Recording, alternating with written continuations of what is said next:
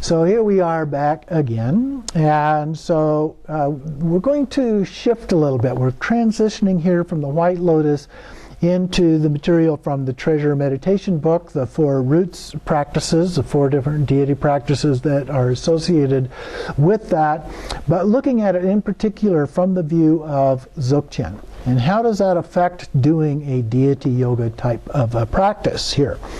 And one of the books I wanted to refer to is Dzogchen Deity Practice, particularly in the beginning. Now this deals specifically with a particular sadhana. Most of the book is about that. But in the beginning it gives some kind of general principles that I think would be helpful to us as we move into this part in our understanding of how to apply the Dzogchen principles.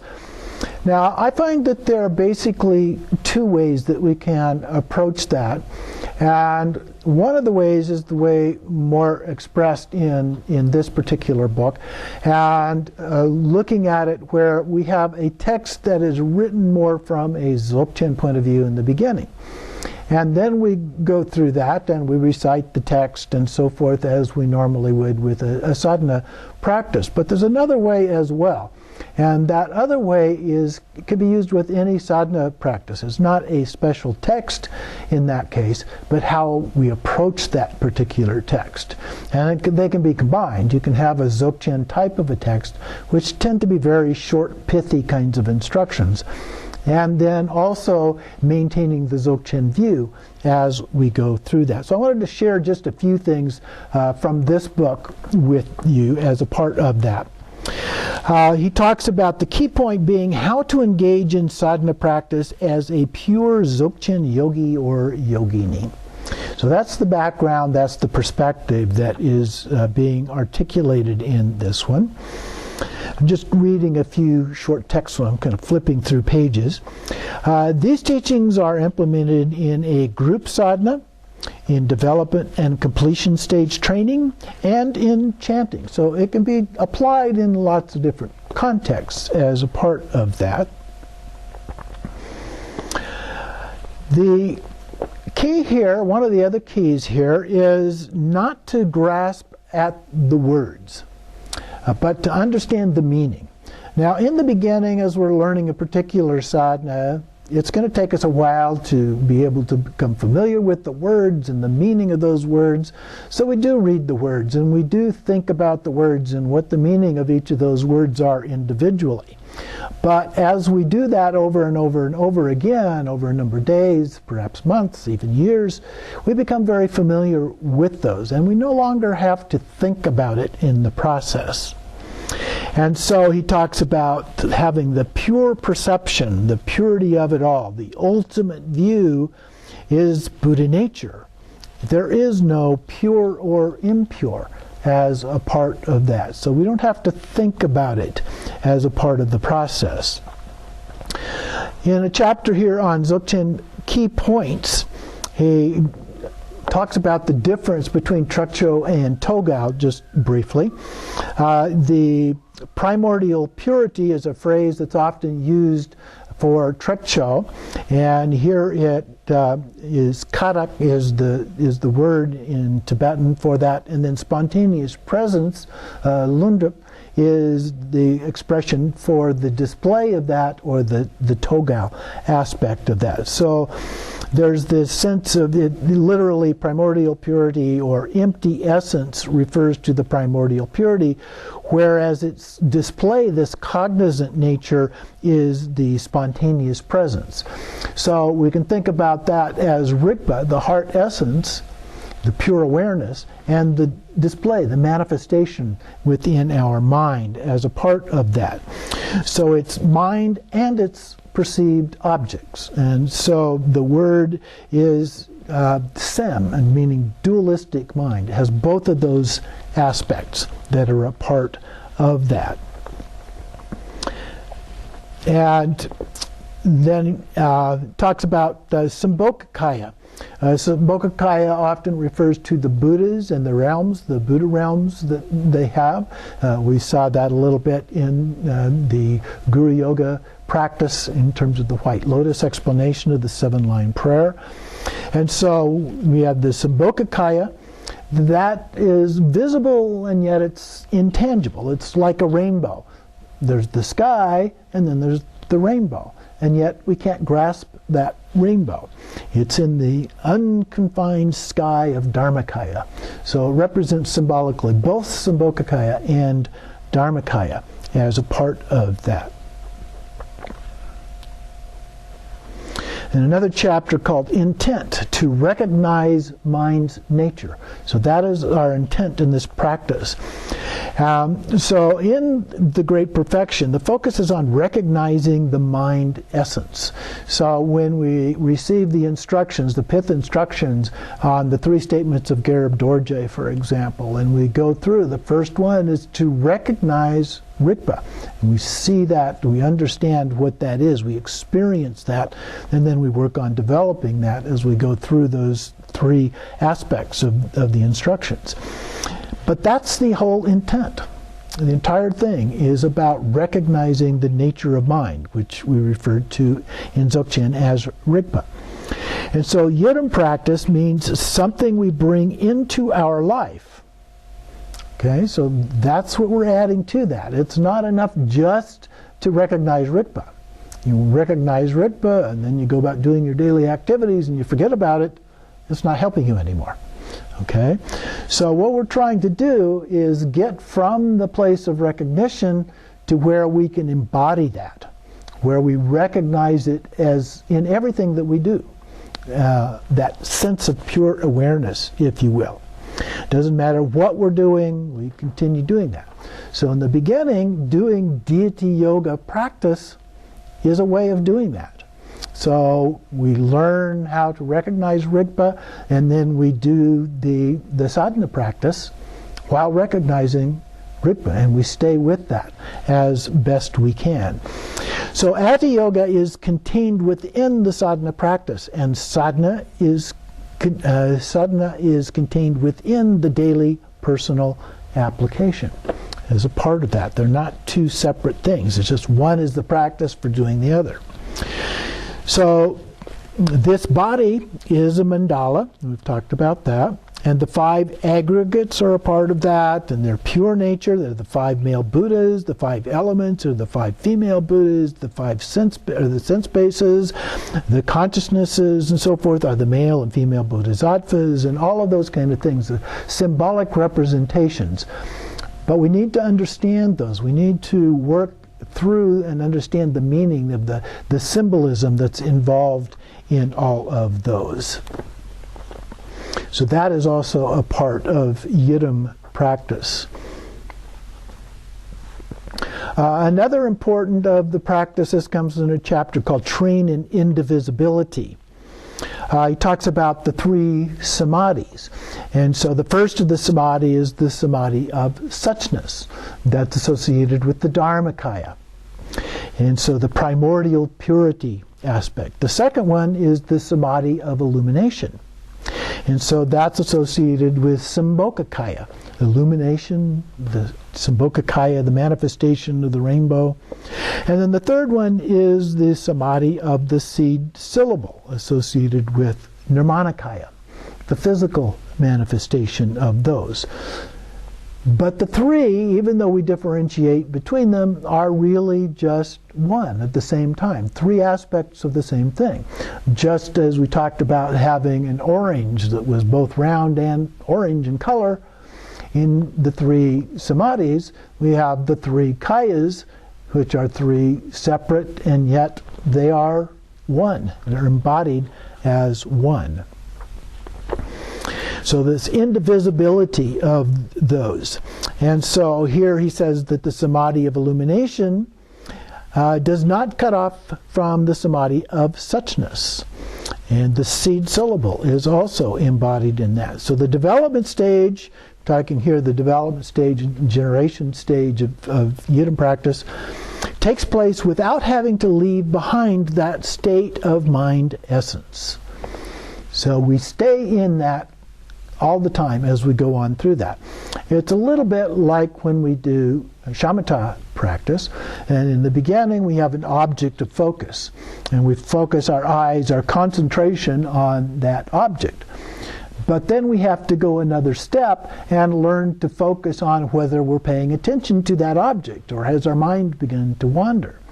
And so it's really a different form of that. We're focused on a deity, for example, and are we paying attention to being focused on that deity?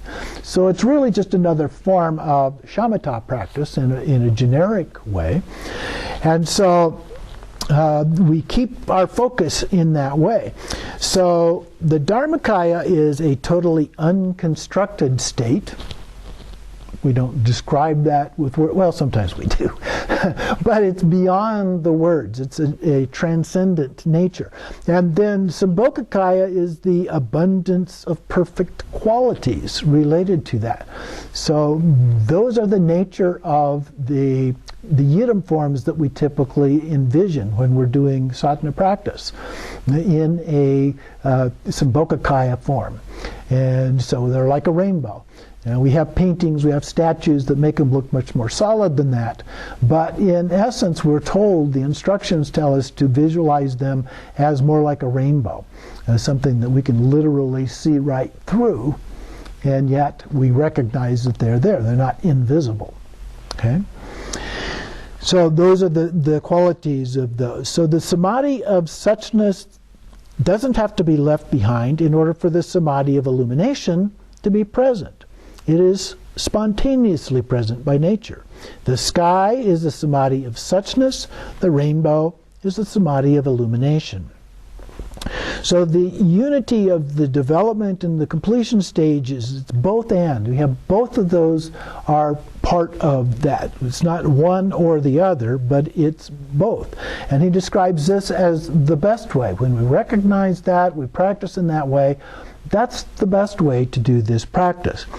Now, that can be difficult, especially in the beginning, and so there's kind of a middle way, the intermediate way of doing that, where we look at one detail at a time, and then we go, oh, who is it that's recognizing those? Okay? And so we remember, oh yeah, that, and so we're back in Rigpa for a minute, and then we go back in and we're doing another step at a time, and oh yeah, Rigpa, and then we're back in the details. And so we're actually alternating. We're going back and forth. In Dzogchen, one of the ways of teaching Trekcho is through the process of an advanced level of shamatha without signs, and toga, no, excuse me.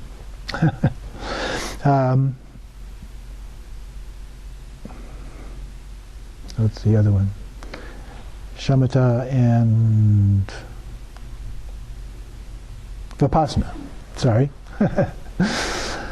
And so you can do that where instead of focusing on the emptiness of self, the emptiness of other, you're focused on the emptiness of mind itself, or just the emptiness of emptiness. And so what we typically do, and this is the same way it's usually taught when we're doing Mahamudra, is that we alternate between those.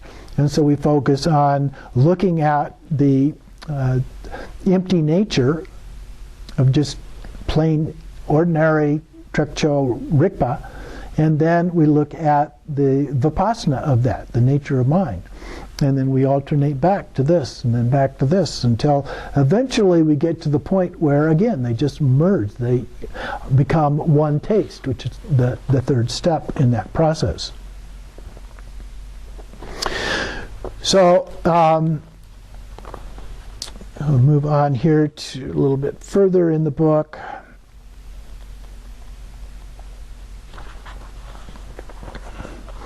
So it makes this connection here that the empty essence is the Dharmakaya, the cognizant nature is the Sambhogakaya, representing the deities, and then the manifold capacity is the Nirmanakaya, the union of those two together in this particular practice. And then finally, talking about this in the context of Dzogchen awareness in Rigpa, Rigpa being pure awareness, if you will, not just ordinary awareness. But when you truly recognize awareness, the development stage practices no longer interfere with awareness at all. Okay, let me read it again. When you truly recognize awareness, this is this ultimate awareness, the development stage practices do not interfere with awareness at all. And when we learn to do that in practice, when we get up off of the cushion and go about our daily activities, it no longer interferes there either. So those are the stages that we're going through here as a part of this process. And so he says that Hatha Yoga is for people for whom thoughts are unnecessary. So we'll leave that book there, those ideas to conceptualize, and move on to another way of looking at the example of looking at this. We have done a class called the Gathering of Vidyadharas, which is on the Rigzen Dupa. And so in the process of doing that, one of the reasons that I like this text is that it has sadhana practice in here, but it also has it in different forms. It has it as an ordinary form, and it has it as a Dzogchen form, an Hatha Yoga form. And so we can look at that and see the differences in how those might be put together. So I'm not going to go through that in detail, but what I did want to do is give some examples here of how this can be done without words. And so I'm doing the short version, the concise version from the book, the Dzogchen version, of how it's expressed in there first, and then we'll show you how that can be modified with that alternative view of doing it without having to really do the words or even think about the words as you go through. Now, in this one, the Refuge Prayer that is recited here is the same in both of these. And so, at my heart is the letter Hung that sends out rays of light. So Hung would be the seed syllable, manifest these rays of light. As a result, from the natural abode arise the Lama and the ocean vast assembly of the Vidyadharas, indivisible from him. All the deities of the Mahaguru's mandala, surrounded by all sources of refuge from all 10 directions and 4 times, without any missing, appear in the space in front of me. Vajra Samadzaha. So it's beginning to express this. I'm not going to go into any of the details and explain that because we're not going to be looking at that in detail, but just as an example here. So the refuge prayers in these two examples are exactly the same. There's no difference there. We've left those the same. But then the next phase is bodhicitta.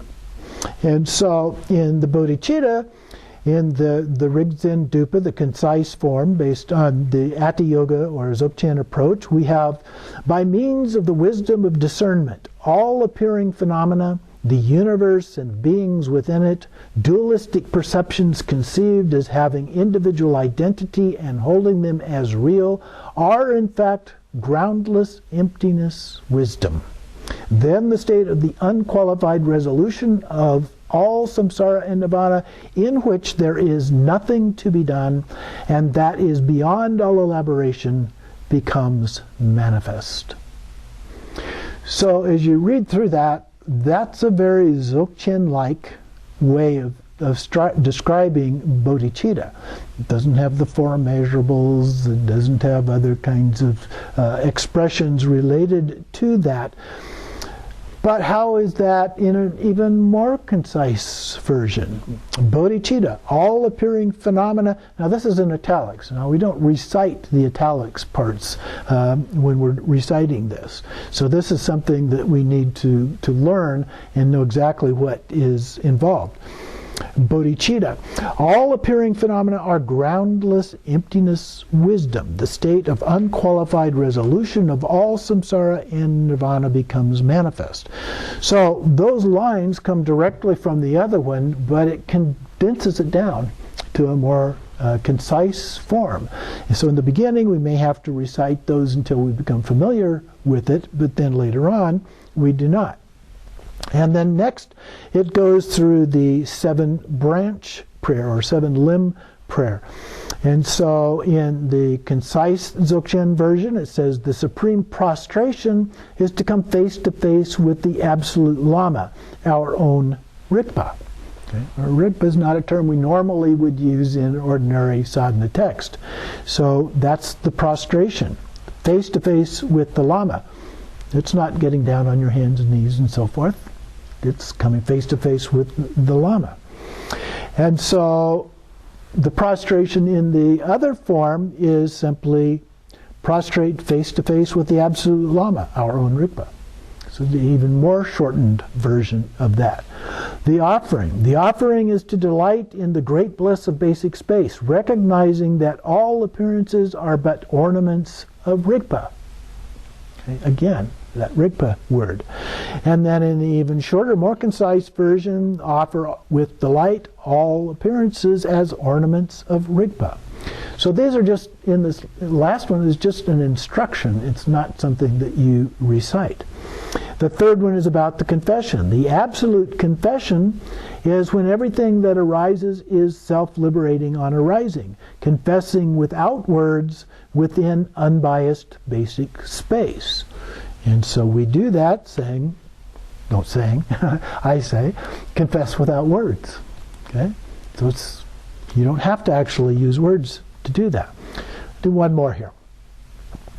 Absolute rejoicing is to let everything liberate naturally, carefree and beyond conceptual mind, free of any focus of any positive action, whether tainted or not, and rest naturally without fabrication. And then in the really concise one, request to turn the wheel, oops, I'm on the wrong one for here. Rejoice letting everything liberate naturally. There it is, right there. So in order to be able to do that, you do have to become familiar with it. And so one of the processes is that you can start with the more elaborate version of the text and really become familiar with that. And you do that for a while. If you did it daily, maybe do it at least for a month so you become real familiar with it. Then you can shift over to the Dzogchen version of it, which is much more concise and expressed in terminology, more associated with Adiyoga. And then, if you know all of the categories that are involved with that, and you know the essence and the meaning of those, then all you have to know is, what are the categories? Well, they're very standard categories for the structure of a fairly detailed version of doing a Tantra practice. So we have refuge, bodhicitta, the 7 branches, expelling negative forces, the circle of protection, the descent of blessings, the blessing, the offerings, generating the deity, generating the mandala, and so forth. It goes through. These are very standard kinds of steps. Now, some sadhanas don't have all of those steps involved in them. Some have even more. But for our purposes, that has a sufficient number that we can go through. We learn what all the steps are, and we can go through, and when I get to that step, I know exactly what it is. I don't have to think about it. I just know what the step is. I know what is being expressed at that step, and that becomes the practice. And all of that time, I'm still within Rigpa. Okay? We learn to do it doing the more elaborate version, trying to stay within Rigpa as best we can, and we get better and better at that. We switch to the Adiyoga version, which even expresses it more clearly. It talks about Rigpa regularly throughout the text, and so it makes it easier to actually focus on the Rigpa aspect of that. And then we let go of the words and actually go through the process without having to actually think about it. So you can think of that as various phases of going through a deity yoga, and it could be any deity yoga. This is just an example. It could be any deity yoga, or it could be a practice like the one that we were looking at in the White Lotus, of a guru yoga type practice. And just become familiar with it and focus on Rigpa, become familiar with that, and then once you can do that, then you can do the deity yoga practices without having to focus on the understanding, the literal understanding of these. And so we see some of the same kind of idea in the White Lotus, where we were looking at the Dzogchen views, the pith instruction view as well as the view of Togao. And the Togao was a little bit more elaborate in the detail describing that than the one on the pith instructions. But these versions are more like pith instructions that give us some idea of the way to handle it from that kind of a view. So what we've been doing has been leading up to what we're talking about now, and then as we go on into the treasure meditation book and look at some of the details of that. So we'll first go through and look at how those are expressed. And so the first one is Guru Yoga. And so we'll look at Guru Yoga and some of the details about Padmasambhava and so forth and the standard approaches to Guru Yoga. And then we'll go into how to look at that from the Dzogchen point of view and do it in that way. And we'll do that with each of the four. We'll spend 1 week on each of those, going through it and actually doing the practice in that way so that we become more accustomed to it and more familiar with that. So that wraps up for this week. So we've concluded the White Lotus, although we'll refer to it, reference it a little bit from time to time as we continue on with the next 4 weeks of the class.